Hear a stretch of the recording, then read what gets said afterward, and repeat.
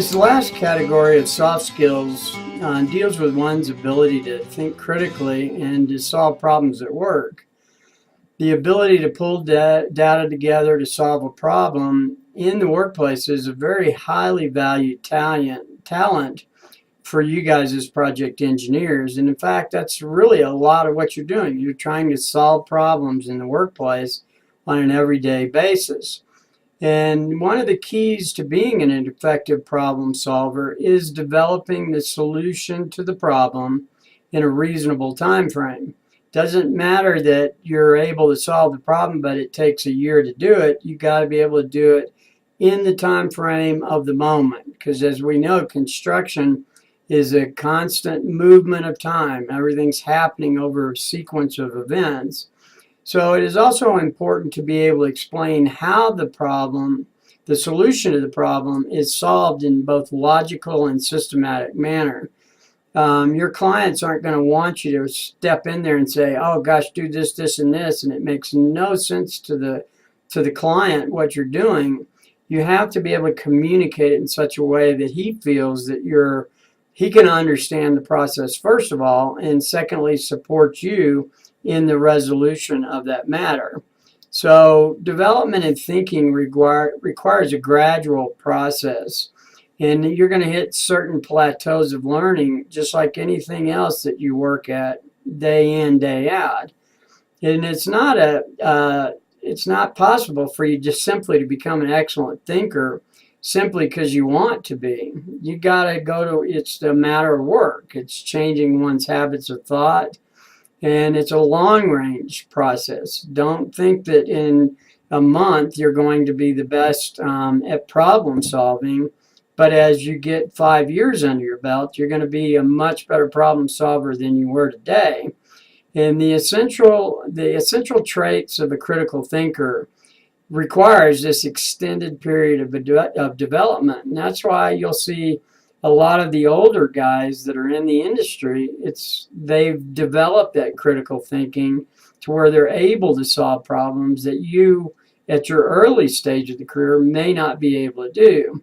So to make your development of soft skills possible, we've developed a class structure that's going to introduce you to becoming a better critical thinker and to be able to expand on that soft skill, because critical thinking really is a series of soft skills that you have to learn.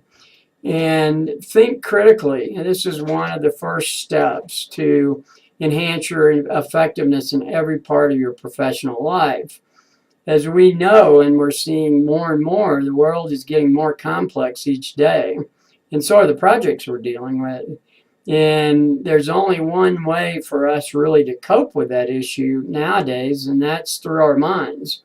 And thinking more effectively gives you that better control over your life. And once you're able to do that, you're able to deal with adversity and, believe it or not, transform more of your dreams into reality. And this is not a mystery or something that's nobody wants to tell you.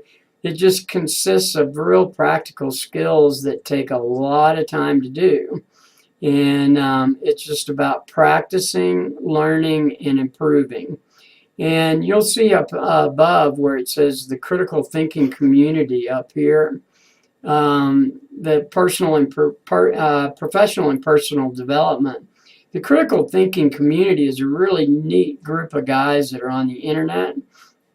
And we've quoted a lot of their stuff in here for you to study.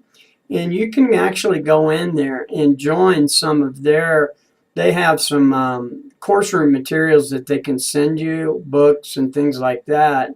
And it's not a bad thing for you to try and expand that beyond what we're doing here to just help you continually focus on your critical thinking.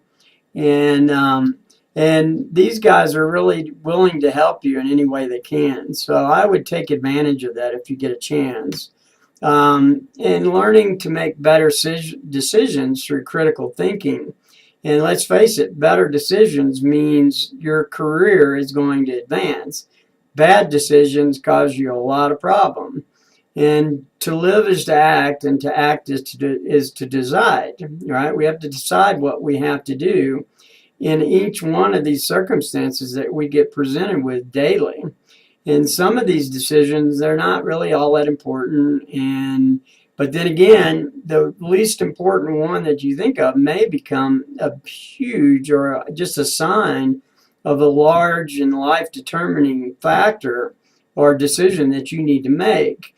And when your patterns of decision-making become rational, you can live a very rational life. And let's face it, if they're irrational and you live an irrational life, your outcome of success is going to be very irrational or erratic, shall we say. So rational decisions maximize the quality of your life and your chances for happiness, successful living, and fulfillment. And, you know, we could keep going on and going on about how important this skill is, but it does improve your decision-making abilities by raising your patterns of decision-making to the level of conscious and deliberate choice. And people are going to notice that, gosh, this guy really makes good decisions. And he's very aware of the decisions. And when the decision doesn't work out exactly to his plan, he still has a critical thinking mind that can resolve the issue that may have come from his previous concept. So you're able to adjust your decisions as you go on in time rationally and deliberately. And I will tell you that you will stand out more than any other place you could possibly stand out through this one aspect of your behavior on the job sites and in your offices and even in your personal life. So once again, critical thinking or problem solving is a soft skill, and it's something you should just start allocating a certain amount of your time a week or a month or whatever to always stay focused on. So we're going to go ahead and move on to how we stay focused and how we do all that.